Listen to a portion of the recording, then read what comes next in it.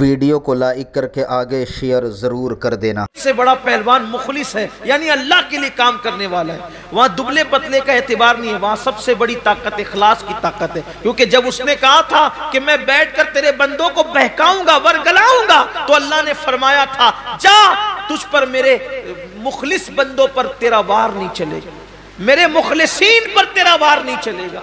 یعنی اہل اخلاص کو تو نہیں بگاڑ سکتا جو میرے لیے زندگیاں گزارتے ہیں۔ تو پچھاڑ دیا، اس نے کہا نہیں دوبارہ پھر مقابلہ ہو، دوبارہ پھر پچھاڑا، پھر نہیں سہبارہ پھر مقابلہ ہو، تیسری بار پھر پچھاڑ دیا۔ اب جب تینوں بار شیطان ہار گیا، اب دیکھو کیسے حملہ کیا۔ شیطان جب تینوں بار ہار گیا تو اب عابد نے کہا اب تو میں جا سکتا ہوں، اب تو میرا حق ہے جانے کا۔ اس نے کہا دیکھو ایک اچھی بات کہتا، تم غریب آدمی دن بھر پیسہ کماتے ہو، رات کو عبادت کرتے، اگر یہ کمانے کی محنت سے اور مصیبت سے آپ کو نجات مل جائے تو آپ دن بھر عبادت میں گزار سکتے ہو۔ اگر تم یہ کام نہیں کرو گے، ان کو ان کے حال پہ چھوڑو، ان کو ان کے حال پہ چھوڑو، اگر تم یہ کام نہیں کرو گے تو تم سے پوچھ تھوڑی ہوگی۔ تمہارے بستر میں تکیے کے نیچے روزانہ تمہاری ضرورت کے مطابق جتنا تم کماتے ہو 2 درہم تمہیں مل جائیں گے۔ مست دن بھر 1 درہم خرچہ کرنا، 1 درہم میں کھانا پینا اور دن بھر عبادت کرنا، کتنی عبادت ہوگی؟ یا تو دن بھر کماتے ہو پھر رات میں تھوڑی سی عبادت کرتے ہو، یا تو دن بھر عبادت ہوگی، جاؤ واپس لوٹ جاؤ 2 درہم ملا کریں گے۔ یہاں پتا چلا شیطان کو دن بھر کی عبادت منظور ہے، شیطان کو دن بھر کی عبادت منظور ہے، مگر دین کی تبلیغ منظور نہیں ہے ایک لمحے کی۔ دن بھر کی عبادت اس کو منظور ہے مگر دین کی تبلیغ ایک لمحے کی منظور نہیں، کیونکہ وہ جانتا ہے کہ عبادت کرنے والوں نے اگر کتنی بھی عبادت کر لی جائے گا تو اکیلا ہی جنت میں جائے گا، لیکن اگر کوئی دین کی تبلیغ کرتا ہے تو پوری قوم کو جنت میں لے جائے گا۔ اسی لیے اس کو دین کی تبلیغ منظور نہیں ہے۔ وہ تبلیغ کرنے والوں کو، دین کی طرف بلانے والوں کو، دین کے لیے محنت کرنے والوں کو بہت دشمن کی نظر سے دیکھتا ہے۔ تو کہا کہ دن بھر کماتے ہو، 2 درہم ملیں گے، 1 درہم صدقہ کرنا، 1 درہم کھانا، دن بھر عبادت کرنا۔ لیکن یاد رکھیں ایک منزل ایسی آتی ہے، میں نے اپنے قائد اپنے امیر سے یہ بات انہوں نے مجھے بطور نصیحت کہا تھا، میں نے سنی ہے۔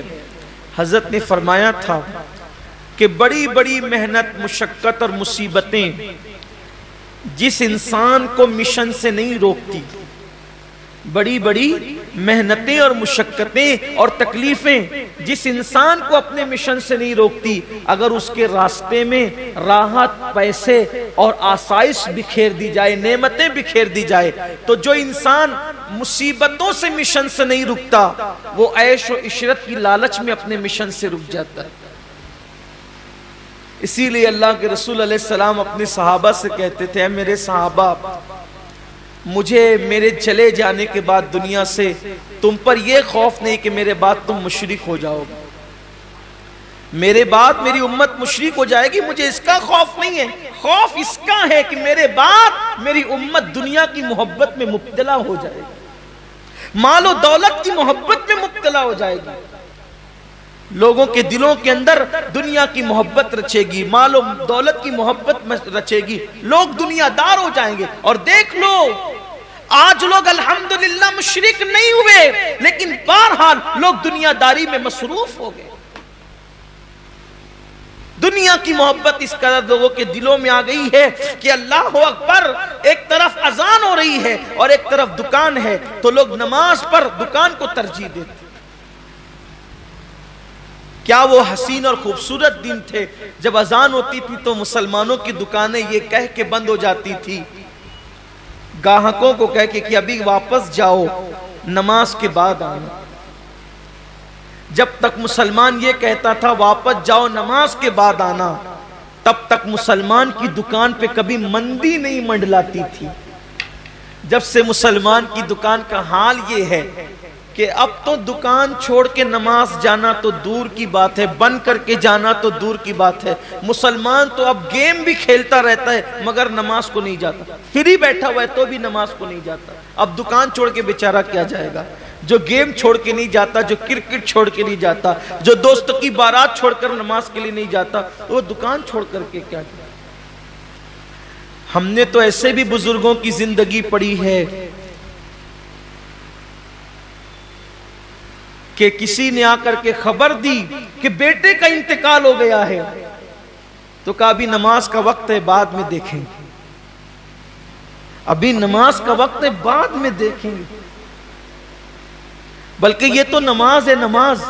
ایک بزرگ کے بیٹے کا انتقال ہو گیا اور آپ جا رہے تھے امام اعظم کی بارگاہ میں علم حاصل کرنے کے لیے، تو انہوں نے فرمایا کہ ابھی میں پڑھنے جا رہا ہوں، تم جا کر اس کو دفن کر دو۔ یہ بھی بزرگوں کی زندگی میں انہوں نے علم دین کو اتنی اہمیت دی، انہوں نے نمازوں کو اتنی اہمیت دی۔ یہاں تو حال یہ کہ اہمیت دین کو ہے ہی، دنیا ہی دنیا، دنیا ہی دنیا، دنیا ہی دنیا۔ بلکہ اب تو عبادت بھی کرتے ہیں دنیا کے لیے، نماز بھی لوگ اس لیے پڑھتے ہیں کہ نماز پڑھوں گا تو تھوڑا مالدار ہو جاؤں، حج کروں گا تو مالدار، بلکہ یہ بھی ہے کہ فلاں بزرگ کی فاتحہ کرنے سے مال ملتا ہے، مال زیادہ آتا ہے، تو اسی نیت سے لوگ، میں نے بہتوں کو دیکھا ہے 11ویں اس نیت سے کرتے ہیں کہ 11ویں کرنے والے جلدی مالدار ہوتے ہیں۔ واہ رے واہ، بڑے پیر کی 11ویں کو کتنا سستے میں بیچا تم نے۔ لوگ مجدد الف ثانی کے یہاں اس لیے جاتے، بلکہ حضرت مجدد صاحب کے یہاں وہ بھی جاتے ہیں جو اور جگہ کے لیے منع کرتے ہیں، اس لیے کہ مجدد صاحب کے مزار کی خصوصیت یہ ہے جو وہاں حاضری دیتا ہے وہ مالدار ہو جاتا ہے۔ اس مزار کی دو خصوصیت ہے، مجدد الف ثانی کے مزار کی دو خصوصیت ہے، عام انسان جاتا ہے تو مالدار ہو جاتا ہے، حافظ قرآن اگر وہاں جا کر ایک بار قرآن پڑھ لے ساری زندگی پھر وہ کبھی قرآن نہیں بھول سکتا۔ مجدد صاحب کی مزار کی فضیلت یہ، اسی لیے بڑے بڑے بدعتیوں کو وہاں پر قرآن پڑھتے دیکھا گیا، 8-8 دن کے لیے آتے ہیں، 5-5 دن کے لیے آتے ہیں، پورا سناتے ہیں۔ ہم کہتے ہیں نادان، غلام کی فضیلت تو مان لی، جس نے وہاں سے نعمتیں پائی اس کو کیوں نہیں مانتا؟ بات یہ ہے، اس کو کیوں نہیں؟ لیکن میں یہ کہنا چاہتا ہوں 11ویں کی عظمت اپنی جگہ، لوگ ہر مہینہ غریب نواز کے یہاں جاتے ہیں، یہ غریب نواز نوازتے بہت جلدی، ہر چھٹی جاؤ تو بہت جلدی مال آتا ہے۔ میں کہتا ہوں جاؤ، ہر چھٹی نہیں بلکہ بار بار جاؤ، انگنت بار جاؤ، مگر نیتوں کا قبلہ درست کر لو۔ ارے جو مال کے لیے جا رہے ہو مال ختم ہو جائے گا، کبھی اس لیے بھی تو جاؤ یا غریب نواز مال تو بہت دیا ہے، اب ذرا اللہ سے بھی ملا دے۔ جس نے بختیار کو قطب الدین بنایا ہے وہ ہمیں بھی تو کچھ بنا سکتا ہے، جس نے صابر علاء الدین بنایا وہ ہمیں بھی تو کچھ بنا سکتا ہے، جس نے نظام الدین بنایا وہ ہمیں بھی تو کچھ بنا سکتا ہے۔ بات اتنی ہے کہ بختیار گئے ہی تھے قطب الدین بننے کے لیے تو ان کو قطبیت عطا کر دی گئی، نظام گئے تھے نظام الدین بننے کے لیے ان کو وہ بنا دیا گیا۔ ہم جاتے صرف بیٹی کے رشتے کے لیے، بیٹے کے رشتے کے لیے، بچوں کے لیے، بھائیوں کے لیے اور روزی مانگنے کے لیے، تو ہمیں اتنا ہی کچھ ملتا ہے۔ حالانکہ وہ لوگ جب لوگ مجھ سے یہ کہتے ہیں نا کہ حضور سے کہنا کہ میری بھی جھولی بھر دے، تو مجھے تکلیف ہوتی، تو کیا اور تیری جھولی کیا؟ ارے جیسا سخی ہے ویسا مانگ، یہ کیوں کہتے ہو کہ ہماری جھولی بھر دو؟ جھولی چھوٹی ہوتی ہے اور ان کی عطا بڑی ہوتی ہے۔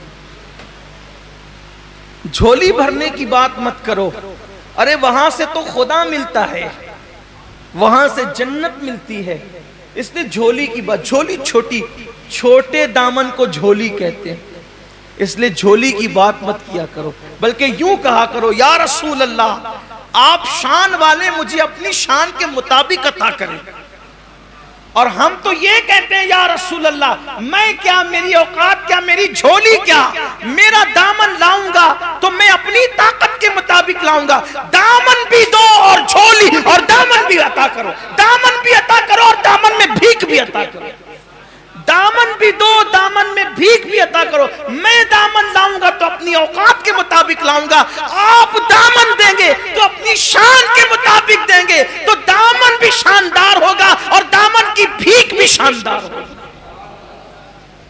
تو جیسا سکیے ویسا انسان دنیا ہی میں پڑا ہوا ہے۔ لوگوں کو چاہیے کہ وہ خدا کی رضا حاصل کرے، رسول کی رضا حاصل کرے۔ اللہ رسول ملے تو کائنات کی ہر چیز مل جائے گی۔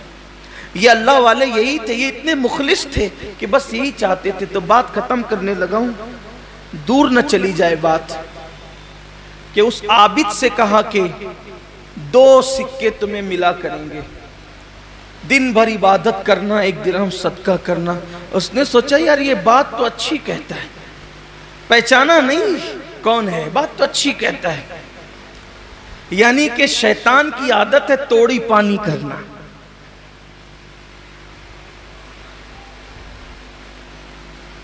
وہ اس عابد سے توڑی پانی کرنے لگا اپنی زبان میں۔ اسی لیے آپ بھی ذرا ہوشیار رہو،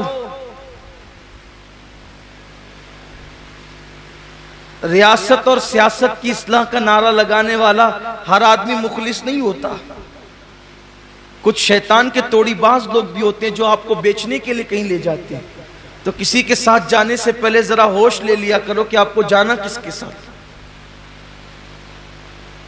ہم تو کسی کے ساتھ نہیں جاتے، لیکن آپ سے بھی کہتے ہیں کہ جانے سے پہلے سوچا کرو کہ جانا کس کے ساتھ، کہ لوگ آپ کو بیچ نہ ڈالیں۔ اس لیے کہ شیطان جب عبادت خرید سکتا ہے تو آپ کون ہیں اور ہم کون ہیں؟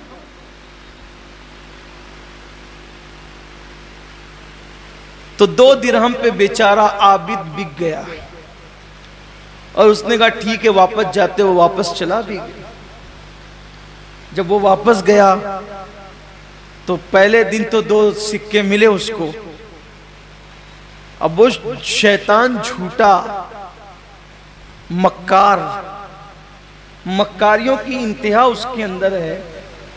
اس نے کب اپنے وعدے کو وفا کرنا؟ وعدہ وفا کرنا تو میرے اللہ کی شان ہے، ان اللہ لا یخلف المیعاد۔ اللہ اپنے وعدے کے خلاف نہیں کرتا۔ حد ہے کہ جو وعدہ خلافی نہیں کرتا اس کے لیے لوگ نہیں کرتے، اور جو وعدہ خلافیاں کرتے ان کے پیچھے دوڑتے رہتے ہیں، دوڑ بھاگ کرتے رہتے ہیں۔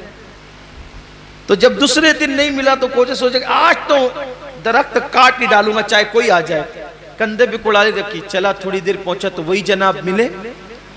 کہا جانے نہیں دوں گا، کہا مگر میں تو جاؤں گا، کہا کشتی لڑنی ہوگی۔ تو اب زوم تھا نا کہ ہم تو پہلے جیت چکے ہیں، ہم تو پہلے جیت چکے، زوم تھا۔ اس نے کہا ٹھیک ہے لڑو، کڑالی رکھی جیسے لڑی۔ اب شیطان نے اس کو پٹک دیا، سینے پہ بیٹھ گیا۔ جب سینے پہ بیٹھا تو کہا نہیں دوبارہ، پھر سہبارہ، پھر 3 بار کیا ویسے ہی۔ شیطان نے اس کو پٹکا، کہا اب تو جانے نہیں دوں گا، چل بھاگ یہاں سے، چل واپس۔ اس نے کہا جاتا ہوں لیکن بتائیے جناب آپ ہے کون؟ اور پہلی بار جیتا اور دوسرے دن میں ہار گیا۔ 2 دن پہلے تو میں جیتا تھا آپ سے، ابھی ہار کیسے گیا؟ تب شیطان نے جواب دیا کہ مجھے شیطان کہتے ہیں، اور پہلی بار جیتے تھے نا اس کی وجہ یہ تھی، پہلی بار آپ نکلے تھے اللہ کے لیے اور دوسری بار نکلے تھے آپ پیسے کے لیے۔ جب اللہ کے لیے نکلے تھے تو آپ جیت گئے تھے، پیسوں کے لیے نکلے تو آپ ہار گئے۔ تو اللہ کے لیے کی اہمیت ہے، مسلمانوں کو چاہیے قربانی اللہ کے لیے کریں۔ بلکہ میں تو اخیر میں یہ بھی کہتا ہوں اللہ سب سے پہلے مجھے آپ سب کو توفیق دے، اپنی زندگی بھی اللہ کے لیے گزارو اور موت کی تیاری بھی اللہ کے لیے کرو۔ دنیا پہ کیسے ہی حالات آئیں ہم سکون میں رہیں گے، ہم اطمینان میں رہیں گے، اس لیے کہ جو چیز اللہ والی ہو جاتی ہے اس کی حفاظت اللہ اپنے ذمہ کرم پر لے لیتا ہے۔ اگر جان اللہ والی ہو گئی اس کی حفاظت اللہ کے ذمہ کرم پر، مال اللہ والا ہو گیا اس کی حفاظت اللہ کے ذمہ کرم پہ، اپنی اولاد اللہ والی ہو گئی اس کی حفاظت اللہ کے ذمہ کرم پر۔ تو یاد رکھیں اپنی سب چیز اللہ کے لیے کر دیں، انشاءاللہ تبارک و تعالی دنیا کا کوئی حال ہو ہمارا بیڑا پار ہوگا۔ اللہ تعالیٰ توفیق عطا فرمائے گفتگو کے درمیان اگر کوئی غلطی ہو گئی ہو اللہ اپنے حبیب پاک صاحب لولاک سیاح افلاق صلی اللہ علیہ وآلہ وسلم کے صدقہ و طفیل معاف فرمائے استغفر اللہ ربی من کل ذنب واتوب الیہ۔ رسالت کے پروانوں ہر سنیچر کو بعد نماز عشاء سنی دعوت اسلامی کے عالمی مرکز اسماعیل حبیب مسجد میں سنی اجتماع ہوتا ہے، تو آپ حضرات پابندی کے ساتھ اس میں شرکت فرمائیں۔ سنی دعوت اسلامی کی ویب سائٹ sunnidawatIslami.net پر وزٹ کریں اور بہت ساری دینی معلومات حاصل اگر کریں۔ اچھا لگا ہو تو لائک کر کے آگے شیئر ضرور کر دینا۔ اللہ حافظ۔